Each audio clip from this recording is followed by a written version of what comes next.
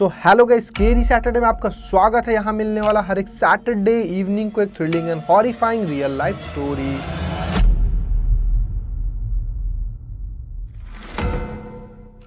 First of all, जिसका भी as 18 से कम है या फिर अगर आपका दिल कमज़ोर है या अगर आप ब्लड सीन्स को देखकर बहुत ज़्यादा अनकंफर्टेबल हो जाते हैं तो प्लीज़ इस स्टोरी से दूर रहना, इस वीडियो से दूर रहना, क्योंकि इसमें बहुत ज़्यादा ब्रूटैलिटी होने वाला है। सो ये बात है 1992 की।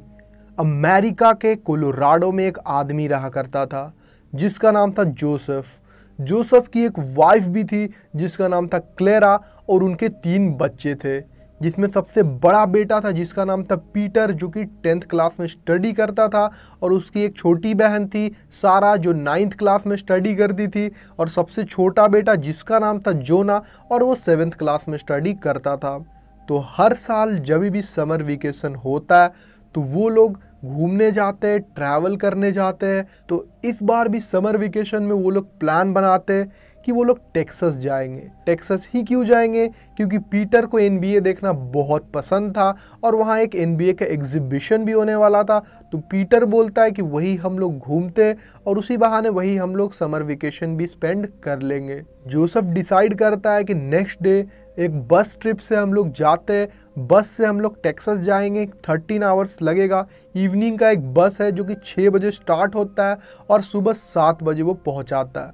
तो सभी लोग बोलते हैं ठीक है, हम लोग बस से ही जाएंगे। और एक दिन पहले ही जोसेफ टिकट वगैरह बुक कर लेता है उस बस का। नेक्स्ट डे प्लान के अकॉर्डिंग वो लोग 6 बजे पहुंच जाते हैं बस पे। बट 1 घंटे के बाद जब वो बस चलता है, चलते चलते एकदम से ड्राइवर बताता है कि जिस ब्रिज से वो जाने वाला था उस ब्रिज में कुछ एक्सीडेंट हुआ अनफॉर्चुनेटली, तो इस ब्रिज से हम लोग नहीं जा पाएंगे। बट कोई दिक्कत नहीं है, एक और रास्ता है जहाँ से मैं ले जा सकता हूँ। तो कुछ भी करके सभी लोग वापस तो नहीं जाना चाहते थे। तो बस ड्राइवर उस बस को किसी और डायरेक्शन में ले जाता है। बट थोड़े देर के बाद 10-15 मिनट के बाद एक जंगल की ओर वो ले जाता है। चारों तरफ जंगल है और बीच में एक रास्ता है और फिर बस उसी से जा रहा है।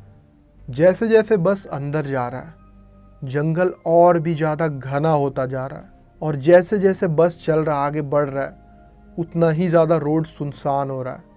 कोई भी इंसान नहीं, कोई भी व्हीकल नहीं, कोई भी कार नहीं, कुछ भी नहीं। बट बस आगे चलता जाता है, चलता जाता है। जैसे जैसे बस आगे बढ़ रहा है चारों तरफ बस पेड़ पौधा और कुछ नहीं। वो ऐसा लग रहा है कि कोई इंसान वहाँ रह ही नहीं सकता। तो वैसे जंगल से बस गुजर रहा है। आगे बढ़ते बढ़ते बढ़ते लगभग 40 मिनट के बाद एकदम से कुछ ब्लास्ट होने का आवाज़ आता है। ऐसा लगता है कुछ फटा है, बूम। और उसी टाइम पे बस एकदम झटके से रुक जाता है। बहुत से लोगों का चोट भी लग जाता है क्योंकि बहुत स्पीड में चल रही थी बस, और एकदम से बस रुक गया है। और फिर ड्राइवर बोलता है कोई बात नहीं, मैं देख कर आता हूँ। और फिर ड्राइवर उस बस से उतर जाता है और फिर उतर के वो चेक करता है जब, तो वो बताता है कि दोनों टायर फट चुका है, क्योंकि वहाँ पे एक फेंसिंग वायर रखा हुआ था, आपको स्क्रीन पे दिख रहा होगा, जो एक तार का बना हुआ, जो कि जिसमें ऐसा लगता है कि कील ठोका हुआ है बहुत सारा और एकदम वो नुकीला रहता है बहुत ज़्यादा। तो उसके कारण वो टायर फट चुका है, शायद किसी ने रखा होगा। बट बस ड्राइवर बोलता है कोई बात नहीं, मेरे पास एक्स्ट्रा टायर्स है तो कोई दिक्कत नहीं है। तो वो जैसे ही टायर लेने जाता है, जा ही रहा होता है, वो एकदम से ऐसा लगता है दूर से कोई कुल्हाड़ी आ रहा है और उसके सर के पीछे वो घुस जाता है वो कुल्हाड़ी, और वहीं पे गिर जाता है वो ड्राइवर, वहीं पे मर जाता है। और जैसे ही सब लोग ये चीज़ देखते हैं सब लोग चिल्लाने लगते हैं पैनिक में, क्या हुआ, बहुत जोर से चिल्ला रहे, ऐसे करके सभी लोग चिल्ला रहे वहाँ पे। और फिर सब लोग बाहर निकलने लगते पैनिक में, जल्दी जल्दी बाहर निकलते हैं कि क्या हुआ देखने के लिए। सभी लोग निकल चुके हैं बट जोसेफ सबको मना कर रहा है कि मत जाओ मत जाओ, रुको, यहीं रुको, बस में रुको। बट कोई नहीं सुनते, सभी लोग चले जाते हैं बाहर। फिर जोसेफ देखता है कि कम से कम हम लोग तो है ना यहाँ। तो वो देखता है जोना और सारा वहीं पे, क्लेरा भी वहीं पे, बट पीटर नहीं है वहाँ पे। बट वो पैनिक में आकर जोसेफ फिर जाता है जल्दी से पीटर को देखने। तो जैसे ही वो गेट के पास जाता है वो देखता है कि पीटर का पेट में कटा हुआ है पूरी तरह और पूरा ब्लड आ रहा है। उसका जो अंदर का पार्ट है वो भी बाहर आ चुका है। बहुत ब्रूटल तरीके से पीटर को मारा गया है। ये देखकर वो बस से निकलने ही वाला है, एकदम गेट खोल ही रहा है, तब तक में 3 आदमी वहाँ से आ रहे हैं उस पीटर के पास। और वो आदमी नॉर्मल पर्सन नहीं थे, वो ऐसा लग रहा है बहुत अजीब है कुछ। वाइट कलर का बाल रहता है, लंबा लंबा, और ऐसा लग रहा है बॉडी मतलब मुंह वगैरह थोड़ा जला हुआ है वैसा। तो वो अजीब तरीक़ा से आते, मतलब कंधे पे तीर कमान लेकर, बो एंड एरो, और वो लेकर आते और फिर पीटर को चाकू से कट करने लगते उसका पार्ट्स। एक आदमी तो खा रहा होता है उसे। तो जोसेफ समझ जाता है कि ये लोग नॉर्मल ह्यूमंस तो नहीं है। जोसेफ अंदर जाता है, वो समझ जाता है कोई फ़ायदा नहीं है बाहर निकल के, क्योंकि पीटर तो मर चुका है। फिर क्लेरा जोसेफ को बुलाती है कि इधर देखिए क्या है, बहुत वियर्ड है। फिर जोसेफ जाता है अंदर बस में, और राइट साइड जब खिड़की तरफ से देखता है तो वो देखता है कि जितने भी लोग हैं किसी का गला काट दिया गया है, और वहाँ पे 7-8 म्यूटेंट्स है वहाँ पे, और किसी को पेट काट दिया, किसी का बॉडी बाहर आ चुका है, किसी का सर बाहर आ चुका है। एकदम बहुत सा अजीब सा मंजर था वो। और ये देखकर वो लोग बहुत ज़्यादा पैनिक कर रहे थे। जोना तो लिटरली ऐसा लग रहा है कि वोमिटिंग कर देगा, वहाँ पे बहुत ज़्यादा अजीब सा चीज़ हो रहा था। ये देखकर जोसेफ समझ जाता है कि वो इंसान नहीं, वो म्यूटेंट्स है, वो आदमखोर है जो इंसान को खाते हैं। और जितने भी लोग थे जो मर चुके थे उनका डेड बॉडी को पकड़ पकड़ के वो लोग ले जा रहे थे। फिर क्लेरा पूछती है जोसेफ से कि पीटर कहाँ है हमारा। तो जोसेफ बताता है कि पीटर भी मर चुका है। ये सुनकर क्लेरा बहुत ज़ोर से रोने लगती है कि ऐसा कैसे हो सकता है।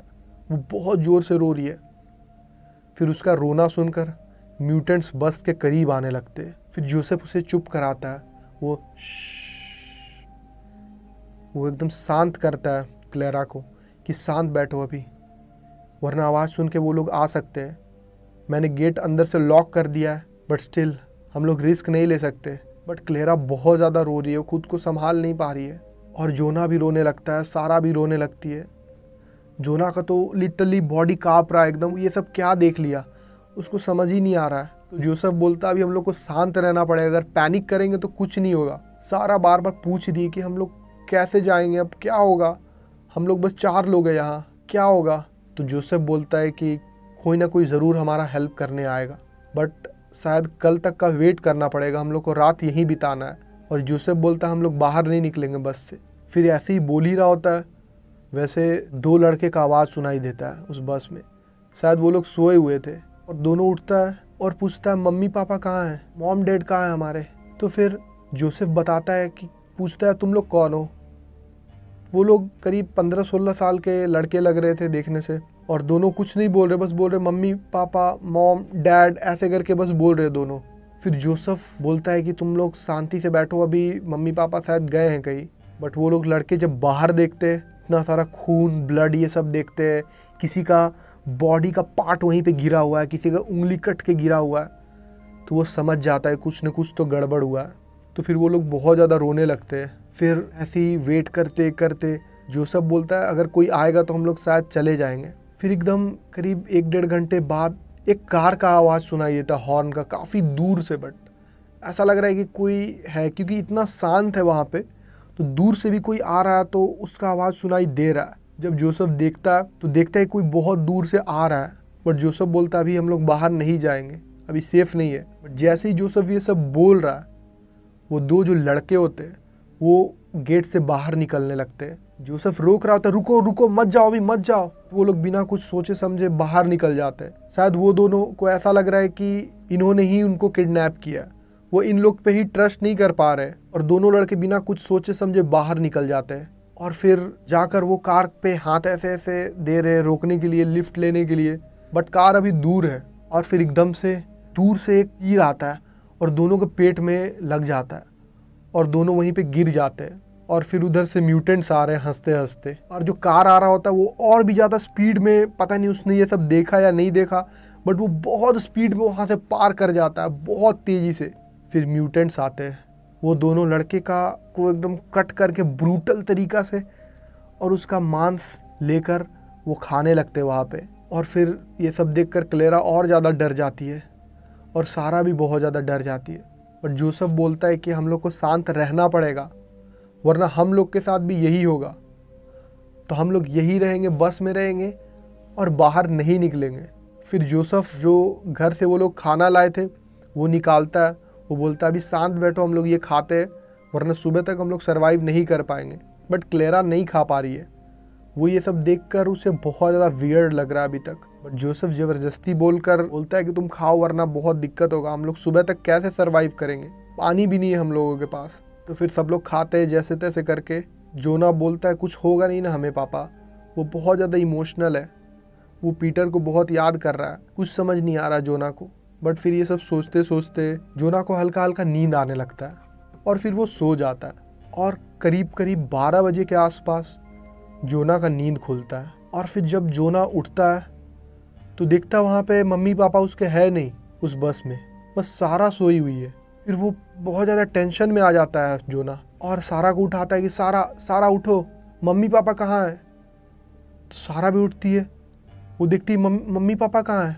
तो लोग बोलते मॉम डैड, बट वहाँ पे कोई होता नहीं है। फिर सारा बोलते हमें ढूंढने जाना पड़ेगा, पता नहीं मम्मी पापा के साथ क्या हुआ, उन लोग को शायद हम लोग का ज़रूरत पड़े। जोना बोलता है कि मम्मी पापा तो मना किए थे ना हम लोग को निकलने के लिए। बट सारा बोलती है हो सकता है कि मम्मी पापा को हमारा ज़रूरत पड़े, शायद वो लोग किसी खतरे में है। जोना देखता है चारों तरफ तो देखता है कि वहाँ कोई नहीं है, वहाँ पे अभी कोई म्यूटेंट्स वगैरह नहीं दिख रहा दूर दूर तक। जोना बोलता है हम लोग निकल सकते हैं, अभी हम लोग ढूंढते हैं मम्मी पापा कहाँ हैं। तो जोना और सारा दोनों हाथ पकड़ के बाहर निकल जाते हैं बस के। एकदम देखते हैं पहले बहुत हिम्मत जुटा के वो लोग बस के नीचे उतरे और देखते हैं आसपास में अभी कोई नहीं है। तो वो लोग बाहर निकल के और जंगल में जाकर देखने लगते मम्मी पापा को और वो लोग चिल्ला रहे हैं मॉम डैड, बट कोई रिस्पॉन्स नहीं आ रहा है। और फिर जंगल में और अंदर वो लोग जा रहे हैं और फिर जाते जाते वो लोग बस से काफ़ी दूर जा चुके हैं ढूंढते। बट वहाँ कोई नहीं है, ना वहाँ पे म्यूटेंट दिख रहा है ना उनके मम्मी पापा। वो लोग चिल्ला रहे हैं मॉम डैड कहाँ हो आप, बट कोई रिस्पॉन्स नहीं आ रहा है। फिर एकदम से सारा चिल्लाती है आ, और फिर जोना बोलता है क्या हुआ। तो जब जोना देखता है उसका लेफ्ट हैंड कोई म्यूटेंट पकड़ लिया जोर से, वो छुड़ाने का कोशिश कर रही है।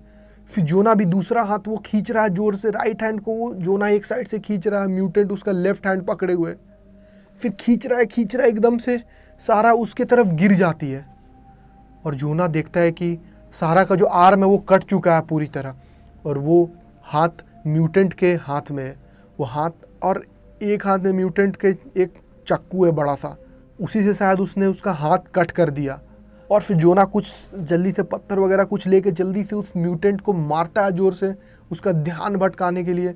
और फिर वो सारा को लेकर जल्दी से भागने लगता है पकड़ के कि जल्दी चलो वरना हम लोग दोनों मारे जाएंगे।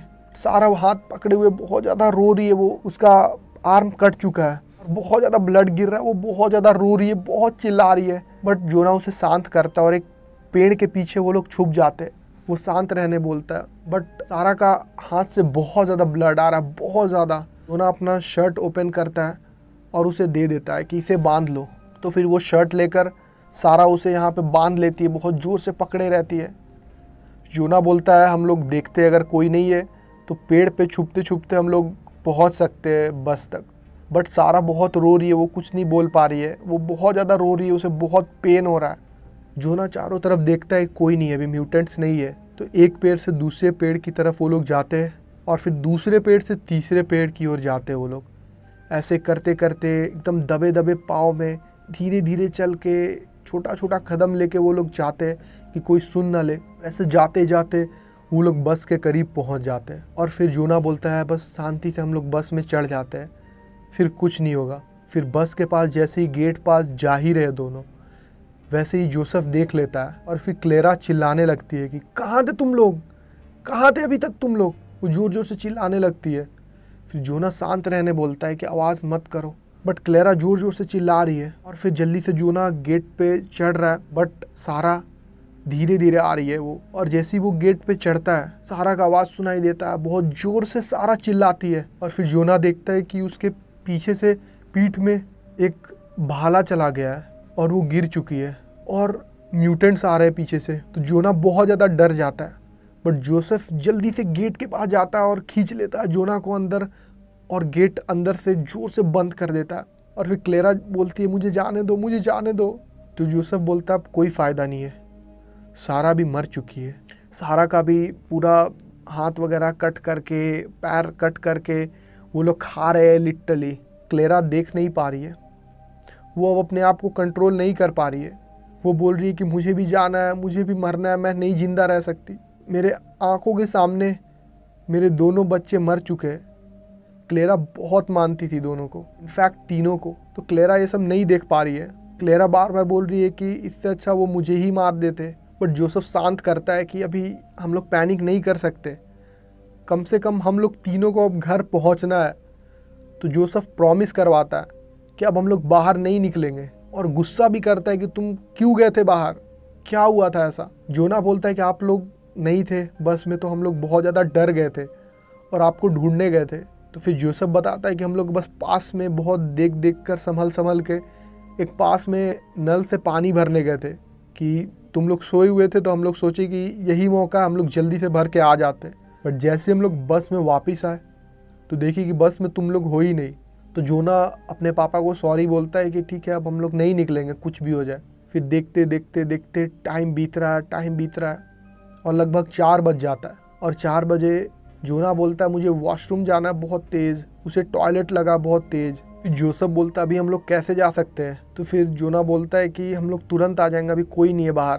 तो 4 बज रहा, लगभग हल्का हल्का अंधेरा कम हो चुका है वहाँ पे। तो जोसेफ देखता है कि अभी कोई नहीं है दूर दूर तक। तो फिर पास में एक पेड़ होता है, वो बोलता है हम लोग पेड़ के पास से जल्दी से आ जाते हैं। तो फिर जोसेफ जोना को लेकर एक पेड़ के पास जाता है जो एकदम नज़दीक होता है उस रोड से। तो फिर उसे लेकर जाता है और बोलता है यहीं पे तुम टॉयलेट कर लो और फिर हम लोग चलते हैं। और फिर जोसेफ उसको गार्ड कर रहा होता है कि कोई आ ना जाए, वो देख रहा होता है, बट कोई म्यूटेंट वहाँ पे नहीं होता अभी। और फिर जोना बोलता है अब चलते हैं हम लोग। तो वो लोग बस की ओर जा रहे होते हैं। फिर एकदम से जोना के हाथ में ऐसा लगता है किसी ने तीर मार दिया, और फिर उसका हाथ से ब्लड निकलने लगता है। तो फिर जोसेफ देखता है कि वहाँ से 2 म्यूटेंट्स आ रहे हैं और वो बार बार तीर चला रहे हैं उसके तरफ। तो फिर जोसेफ बोलता है तुम जल्दी से बस के अंदर जाओ। तो जोना बोलता है आप भी चलो। बट वो बोलते हैं कि तुम जाओ, मैं आ रहा हूँ, तुम जाओ। दौड़ने के लिए बोलते हैं। तो जोना जा रहा है बट उसे जाने का मन नहीं कर रहा है। बोलता आप भी चलो साथ में, लेकिन मैं देख रहा हूँ इनको, तुम जाओ। अगर दोनों भागने लगेंगे हो सकता है दोनों मर जाए। बट जोसेफ नहीं चाहता है कि अब वो जोना को खो दे। जोसेफ वो दोनों की ओर भागने लगता है। वो दोनों म्यूटेंट्स की तरफ भाग रहा है कि ध्यान उसका इसकी तरफ भटक जाए और जोना सेफ रहे कम से कम। फिर जोसेफ को भी एक तीर लगता है उसके चेस्ट पे, और फिर वो बहुत ज़्यादा घायल हो जाता है और जोना बस के अंदर चल जाता है। जोना की मॉम अभी तक सोई हुई है। क्लेरा को अभी कोई आइडिया नहीं कि क्या हुआ। फिर वो क्लेरा को उठाता है और फिर क्लेरा ये सब देखती है कि दूर पे जोसेफ जाकर वो म्यूटेंट से लड़ रहा है।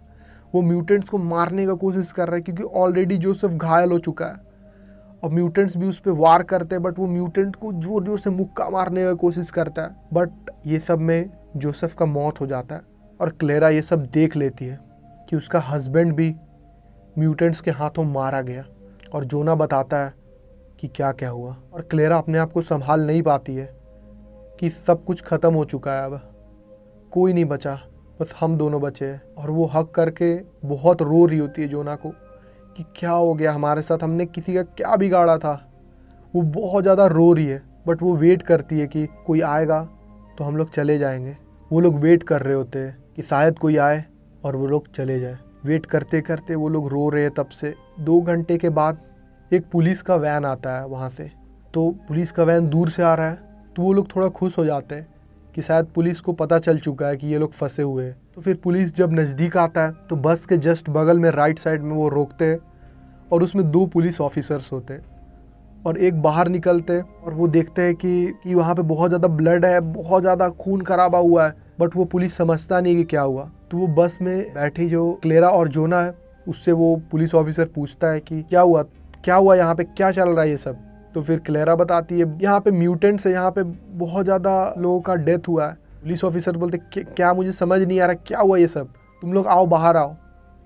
तो फिर क्लेरा मना करती है कि नहीं हम लोग बाहर अभी नहीं निकल सकते, यहाँ पे म्यूटेंट्स है। पुलिस ऑफिसर समझ नहीं पा रहे क्या म्यूटेंट्स क्या है, पता नहीं, तुम लोग बाहर आओ, यहाँ पे स्टेट की तरफ से ऑर्डर मिला है तुम लोग को लाने का, और यहाँ पे सिग्नल से पता चला कि कुछ न कुछ गड़बड़ हुआ है, तो हम लोग आए हैं। और ये सब बोल ही रहा होता है, एकदम से पुलिस ऑफिसर्स कि आँख में एकदम से एक तीर घुस जाता है दूर से आकर, और वो पुलिस ऑफिसर वैसे ही गिर जाता है ज़मीन में। और जो लास्ट उम्मीद था वो भी ख़त्म हो चुका है क्लेरा का। बट लकीली एक पुलिस ऑफिसर अंदर ही था कार में, तो उसे कुछ नहीं हुआ। तो जो पुलिस ऑफिसर बच चुका है वो वैन को स्पीड में चलाकर ले जाता है, और फिर वो लोग वेट करते हैं। फिर लगभग 1 घंटे के बाद एक आर्मी का ट्रक आता है। वहाँ पे करीब 7-8 आर्मी वाले निकलते हैं, जिसमें 4-5 है जो शील्ड को ऐसे रखे रहते हैं, और उसको कवर देने के लिए 3-4 आर्मी वाले गन लेकर चारों तरफ देख रहे होते हैं।